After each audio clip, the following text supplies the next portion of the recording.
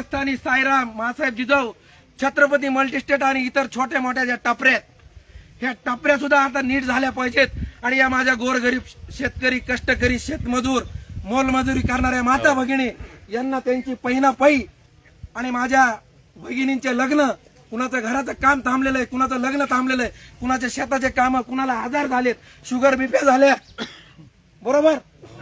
आणि हे सगळं जर सोडवायचं असेल तर आपल्याला एक ठाम निर्णय घेतला पाहिजे. गाड्यानं घेऊन आम्ही तुमच्या पायापाशी आलोत. आम्हाला अशा अपेक्षा आहे की आम्हाला तुम्ही निराश करणार नाहीत.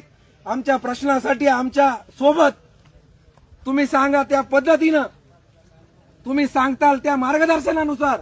नाना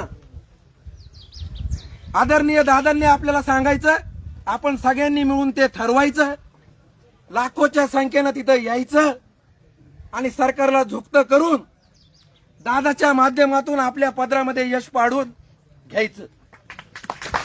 एवढीच 2 महिन्यापासून दादा माझा अपघात झाला होता, तुम्ही येणारच होतात, परंतु ठेवीदारांचं एवढं काम सुरुवातीपासून केलंय त्याच्यामुळे मला राहवलं नाही. आणि त्यातली त्यात तुमच्या मार्गदर्शनाखाली बैठक आहे म्हणल्यानंतर हा एक पाय, दोन्ही पाय जरी मोडले असते तरी मी आलो असतो. त्याच्यामुळे दादा अधिकचा वेळ घेत नाही, एवढं सांगतो आणि थांबतो. जय हिंद, जय महाराष्ट्र. आणि दादा सर्व ठेवीदाराला एक विनंती करतो, दादा आपल्याला मार्गदर्शन करतील त्या मार्गदर्शनानुसार आपल्याला चालायचं. महाराज दादा आता सांगतील आपल्याला कसं करायचं किंवा दादा आपल्याला मार्गदर्शन करतील त्यानुसार आपण पुढची दिशा ठरवूया. एवढं सांगतो, थांबतो.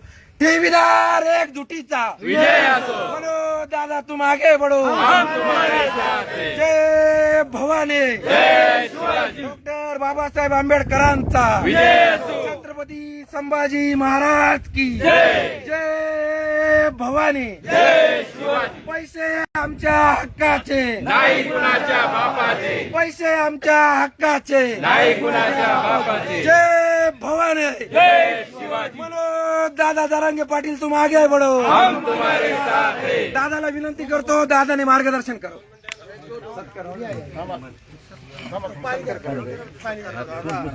हा विषय अशी जरा शंका थोडीशी अडचण असल्यामुळे मी हा विषय बोललो नाही. कारण मी आमच्या पाठ्यात एका पतसंस्थेच्या ठेवीदार समितीचा अध्यक्ष 4 वर्ष काम करतोय. मी सातारा, सांगली, कोल्हापूर जिल्ह्यात सहकाराचं सगळ्यात मोठं जाळ आहे. आणि ह्या संस्था, पतसंस्था आणि बँकावाल्यांनी अक्षरशः दिवसात चोऱ्या करण्याचा, दरोडे घालण्याचा हा धंदा सुरू केला आहे शासनाच्या येईल लायसन घेऊन. कारण सर्वसामान्य लोकांना माहीत नाही की पतसंस्थेत आणि ह्या मल्टीनॅशनल संस्थेचे पैसे जे आहेत त्या पैशाला कुठल्याही प्रकारचा इन्शुरन्स नाही किंवा कुठल्याही प्रकारची ह्याला हमी नाही शासन देत. आणि गोरगरीब आणि अशिक्षित माणसांना जवळ ह्या पतसंस्था वाटतात. त्यामुळं खरोखर आमच्या सातारा, सांगली आणि कोल्हापूर जिल्ह्यातल्या असंख्य ठेवीदार असे आहेत की आज नाही गेले 30-40 वर्ष हा धंदा चाललाय. आणि अशा बऱ्याचशा संस्था आहेत 4-4 वर्ष ह्या संस्थांच्यावर चौकशी चालू असते.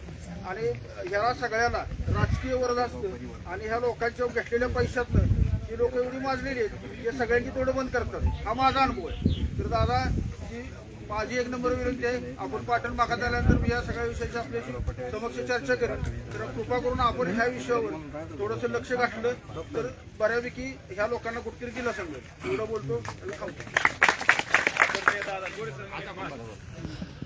काय आपला